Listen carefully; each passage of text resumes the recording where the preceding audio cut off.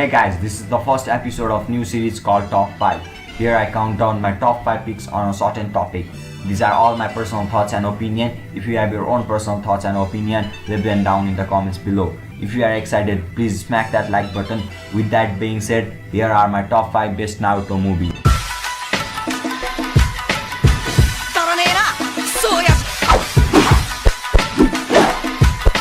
Number 5. Naruto the movie, Ninja Class in Land of Snow. This movie is not related in any ways with the main plot of Naruto. In this movie, Naruto and his teammates must have to guard a famous actress who harbors a hidden past. Number 4. Naruto Shippuden the movie, Blood Fusion. This movie takes place before the Pain arc and is not related with the plot. In this movie, Naruto is convicted of a crime he did not commit and is sent to an inescapable prison. Naruto plans his escape even after his chakra is locked away by the warden. Number 3. Naruto Shippuden the movie, The Lost Stars.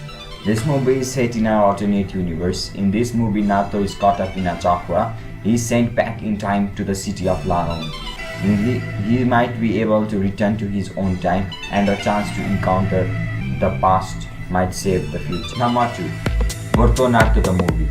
Several years after the end of Shinobi War, Naruto's son Boruto is about to enter the Chunin Museums alongside Sarada Uchiha and the mysterious Mitsuki. And at last, here is the number 1, The Last Naruto the movie. I personally like this because I'm a huge Naruto fan. This movie takes place 2 years after the Fourth Shinobi World War. Naruto must stop Toneri Otsutsuki, a descendant of Hamura Otsutsuki, after Toneri causes the moon to descend towards the earth.